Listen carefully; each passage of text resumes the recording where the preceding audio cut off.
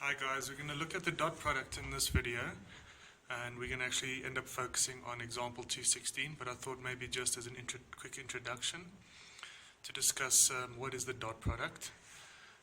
Well, what does it say over here? Basically it just says, occasionally in statics one has to find the angle between two lines or the components of a force parallel and perpendicular to a line. Okay? So, the angle between two lines or components of a force parallel and perpendicular to a line. And then it says in two dimensions these problems can be readily solved by trigonometry, since the geometry is easy to visualize. Okay, so in two dimensions, finding angles between two lines and finding components of a force parallel, perpendicular, it's pretty easy in two dimensions to do that. However, in three dimensions, this is often difficult, and consequently vector methods should be employed for the solution. The dot product, which defines a particular method for multiplying two vectors, can be used to solve the above-mentioned problems. What are those above-mentioned problems? Finding an angle between two lines and finding components of a force parallel and perpendicular to a line. So essentially, again, we're coming down to this problem of two dimensions and three dimensions. In two-dimensional space, things are quite easy to solve. If you want to find angles between two lines, or you want to find components, let's have a look here. So, just wait for it to focus there. I know I've said example 216, we'll get to that now. So again, guys, in two-dimensional space, say that's your x and your y. If I've got a line there, right? If that's a force, for example, right? It's quite straightforward for us to obtain the x and the y components. Rather, let's say the component of a force parallel to the x and perpendicular to the x, right? We just had an angle there and we would use sine and cos. Now, this is in two-dimensional space. In three-dimensional space, if we have, say, a force there, and we have some arbitrary line going over there, the question is, in three-dimensional space, how are we going to find an angle between there if we are looking for an angle? And how are we going to find the projection, the component of this force in this direction? How are we going to do it? How are we going to find the perpendicular projection, the parallel component, which is the projection, and how are we going to find the perpendicular component, if that is our f? Okay, so this is the basic idea, guys. Two things: finding an angle and finding the components in three-dimensional space. That's the basic idea that we need to get our mind around. In two dimensions, it's pretty straightforward, but in three dimensions, we need another method, and that method is the dot product. We can make use of the dot product in order to solve these kinds of problems. The dot product is simply given by A dot B is equal to, I see the camera's not focusing, there we go. A dot B is equal to the magnitude of A times the magnitude of B cos theta. This is the one definition. So what it is saying is, if I've got a vector in that direction and I've got a vector in that direction, let's even redraw it. I've got a vector A and I've got a vector B.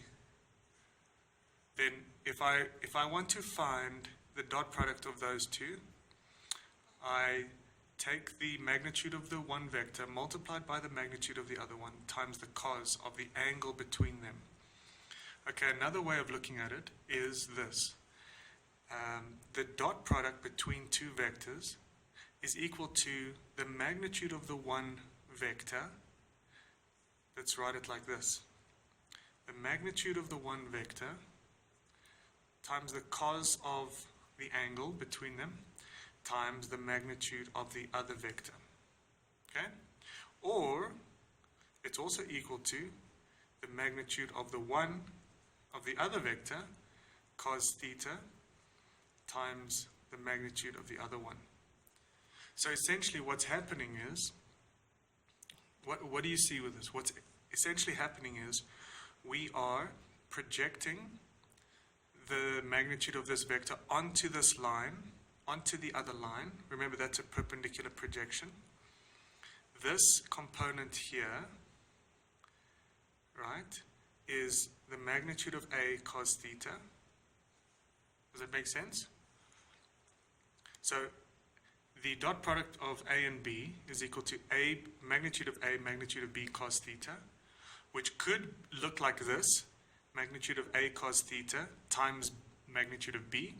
So this magnitude of A cos theta is, if I simply take this A and I project it onto in the direction of B, but then what do you notice about this?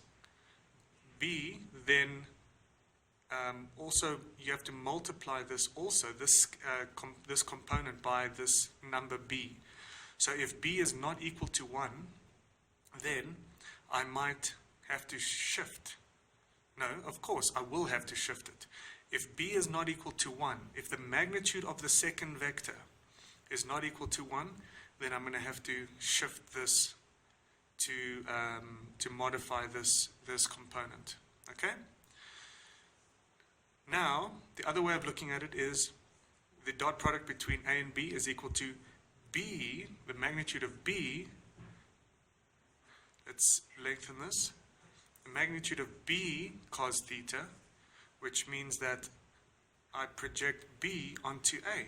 I project B onto A so that this length over there is B cos theta.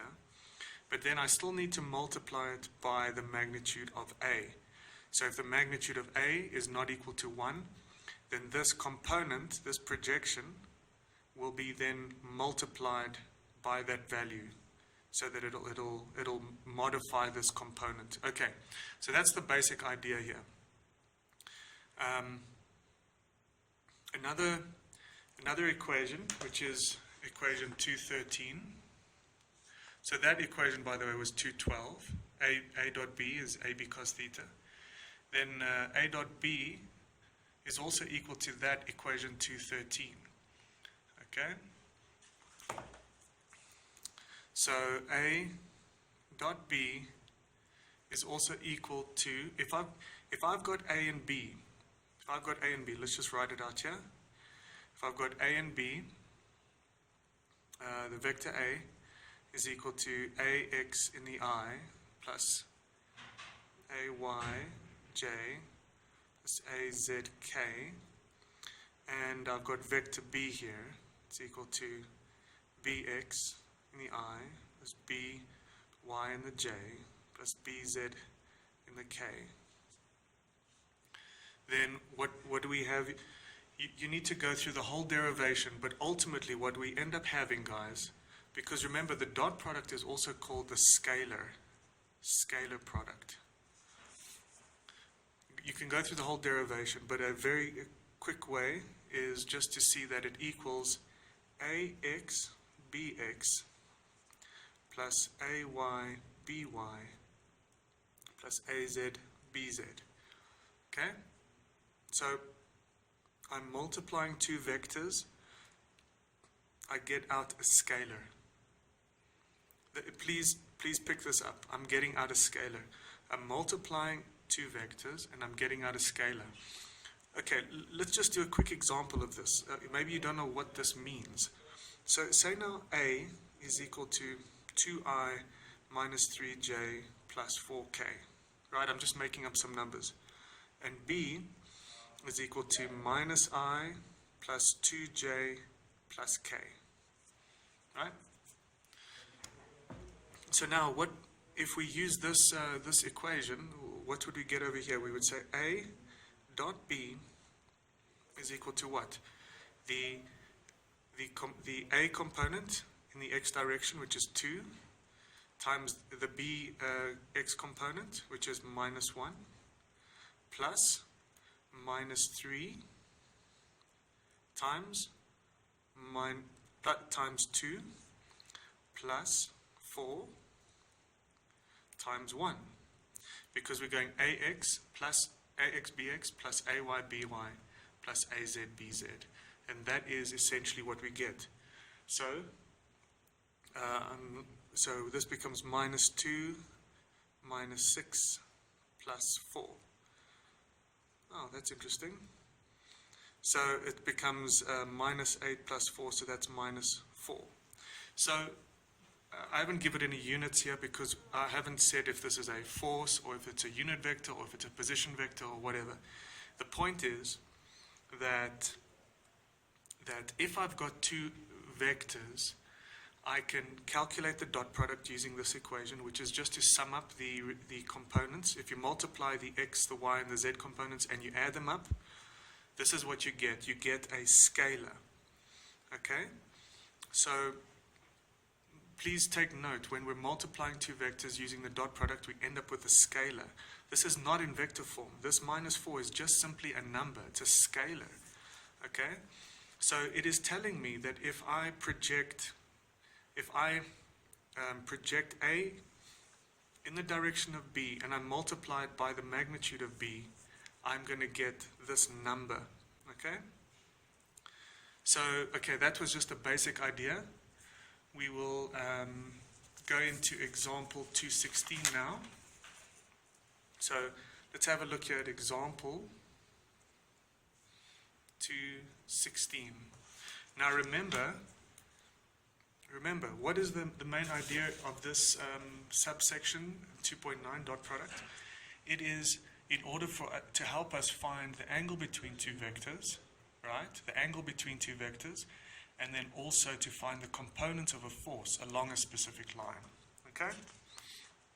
So if we take a look now at this problem here. Okay, hopefully you can see it. Okay, so there is this pipe coming out like that, and it says the pipe is subjected to the force of F equals 80 Newton.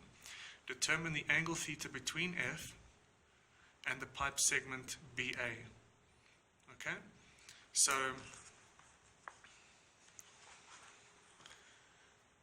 so we've got this force here acting in that direction, and we've got this pipe segment BA. Okay, so the first thing that they want us to do is to calculate this angle, and the second thing we should do is to find the component of F along the line of BA. Okay, so now, if we take a look at this,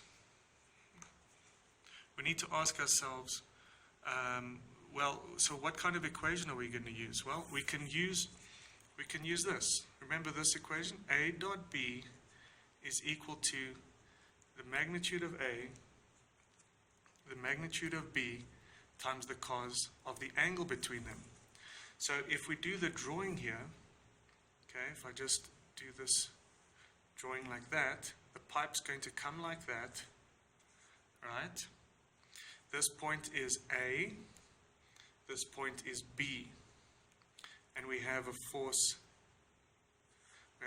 coming up in that direction, directed from B to C. Okay? So what are the coordinates of A? Let's have a look here. Coordinates of A. A will be 0 in the X, 1 in the Y, and 0 in the Z. So that is 0, 1, 0. Okay? Now what about B? B in the X will be 2 meters in the X. I need to travel 2 meters in the X. I need to travel 3 meters in the Y. And I need to travel minus 1 in the Z. So 2, 3, minus 1. So B, 2, 3, minus 1. What about C? What about C? C will then give us, will be 2. Let me just get that to zoom there. That'll simply just be 2 in the X, right? The coordinates of C will be 2, 0, 0. Okay, So C is 2, 0, 0. Okay, so I hope you're all still with me. So the idea, guys, remember in two-dimensional space, it's very easy to find an angle between two lines if we use trigonometry. And then also, using trigonometry, it's very easy to find the component of a force in a specific direction if we project it, okay? But now we are in three-dimensional space. There's y, there is x, and there is z. So in three-dimensional space, we need to use the dot product. So in order to use the dot product, what is the first thing we need to do? We need to get some vectors. We need to write things out in vector form. And so this is our generic equation. And the reason I use this one is because it's got this angle here, theta, and that's what we're looking for. So what do we need here, guys? We need the vector. We need one vector in this direction. We need another vector in that direction. Can you see that? These two are just arbitrary vectors. Okay? They can be any vectors, can be forces, can be position vectors, can be unit vectors. So I need a vector in that direction. I need a vector in that direction. Then I also need their magnitudes. I need the vectors and I need their magnitudes. That will allow me to calculate the angle theta. So what kind of vectors could we use here, or could we generate? Well, the one is, there's many, but we could use a force vector, we could calculate a position vector, a unit vector, okay? What would be the simplest? Just ask yourself, what would be the quickest vector to calculate? Because remember, guys, when we're working with angles, please remember this, it doesn't matter what these vectors are, and you'll see why. You'll see why in a minute. When we're working with angles, it does not matter what the vectors are. So let me show you why. If I'm solving for cos theta, I say cos theta is A, vector A dot B over the magnitude of A, magnitude of B. Why do I say it doesn't matter what those vectors are? Because I am dividing by their magnitudes. I'm saying the magnitude of A, the vector A divided by the magnitude of A, dot the vector B divided by the magnitude of B. So what is that? What is this? That by definition is a unit vector right there. Okay? So all we're going to end up with are two directions. Does it make sense? So it doesn't matter what vectors I choose. When I'm working with angles, it doesn't matter what vectors I choose, because I'm going to be dividing by both the magnitude and the units, by the way. I forgot to mention that. There's units here in A and B, and we're also dividing by the units at the bottom. So when we're working with angles, choose the quickest vector that will allow me to determine the angle. And the quickest vector to calculate here are position vectors. Would you agree with that? Right? If you want to calculate unit vectors, that's fine, but a unit vector is one further step. Right? So, let's calculate position vector BC, and then we calculate position vector BA. Okay? So RBC,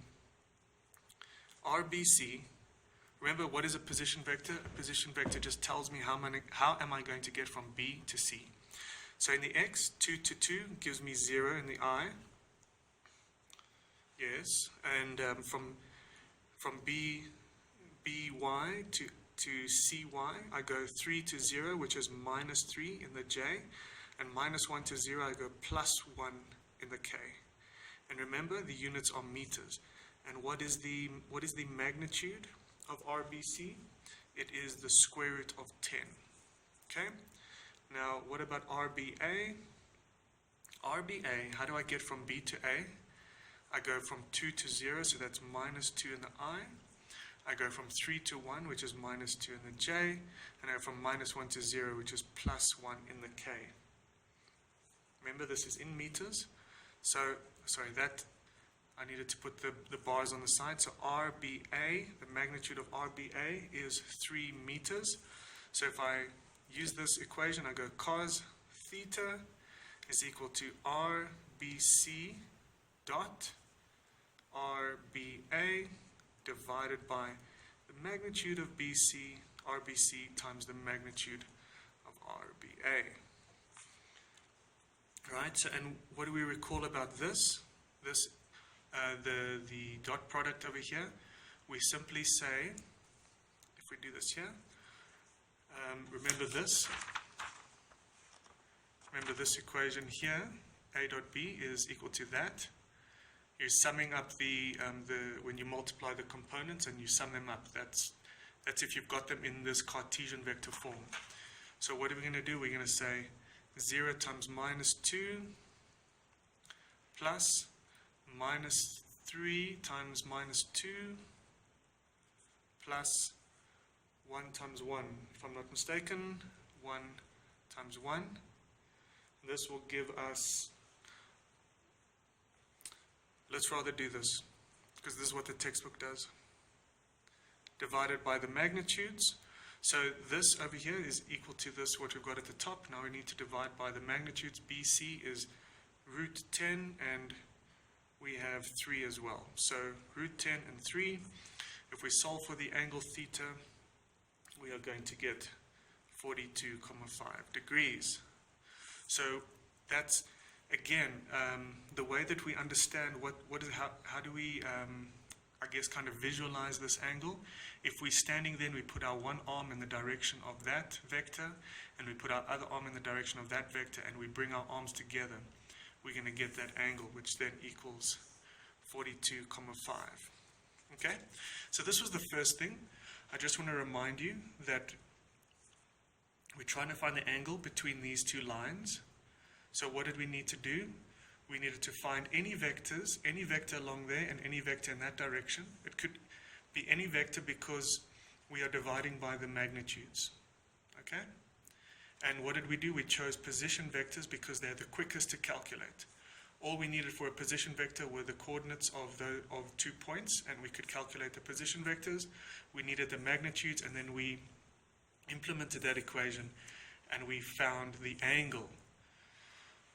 Okay? Now the next thing for us to do is to find the components of F.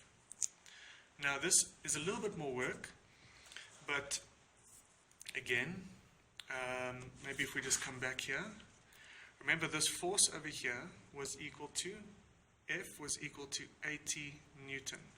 Okay? So F, the magnitude of that force is 80 Newton.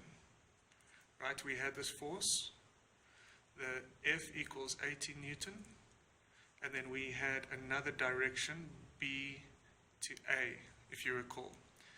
Okay, so again, in order for us to use the dot product, we need to convert things into vector form. Okay? Now, there's a specific little important lesson that we need to learn out of this, is that we want the component of this force in that direction. Okay? We want the projection of this force along AB. Okay? So, if we look at the generic expression, AB is equal to AB cos theta. First of all, what do we notice about this? I tried to allude to it in the earlier discussion. What this does is this takes the magnitude of this first vector, multiplies it by cos theta, which will then basically give us our projection, which is what we want. But then the problem is that it'll also multiply this by the magnitude of B. So if all we want is the pure projection of B, because remember, what does the dot product do? It says magnitude of A times cos theta times the magnitude of B. But all we want is, we want A cos theta. We don't want to multiply by B. We don't want to, well, we do want to multiply by B, of course, but we don't want B to be a value which is not 1. Because if B is not 1, then we're going to alter this component, this projection. So what should this vector be in order for the magnitude to be 1? It's obvious. It should be a unit vector. So what we want to do whenever we're trying to find the projection of a force along another line, that second line, you must convert that into a unit vector. Okay, so this is the generic expression. How are we going to write it to solve this problem? We're going to say the force F in vector form dot unit vector from B to A.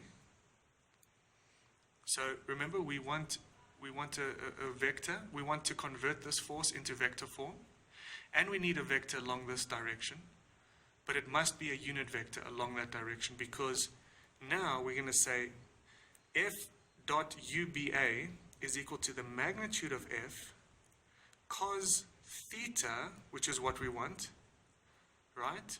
We want this F cos theta component times the magnitude of BA, which equals the magnitude of F cos theta times 1. So the magnitude of a unit vector is equal to 1.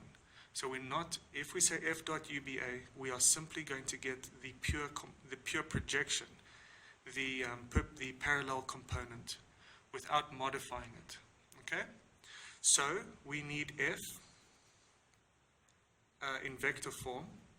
So in order for us to get F into vector form, we need to say F, the magnitude of F, which we have, which is that 80, times the unit vector BC. So this goes to C, BC. Why do we want to multiply that with UBC?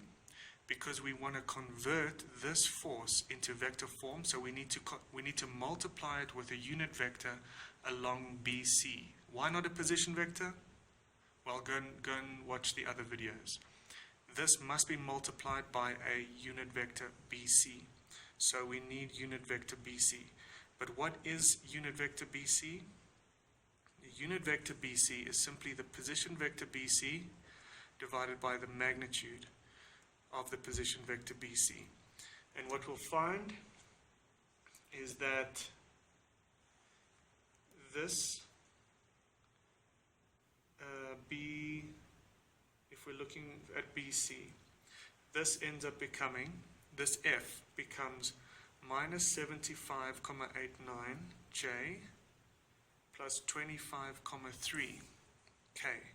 What are the units? Newton. Okay?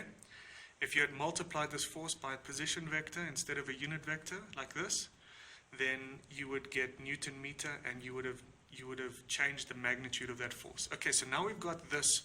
Now we've got that F. Now we need UBA, which is simply equal to RBA vector form over the magnitude. Okay? And if you go to the textbook and you see the calculation,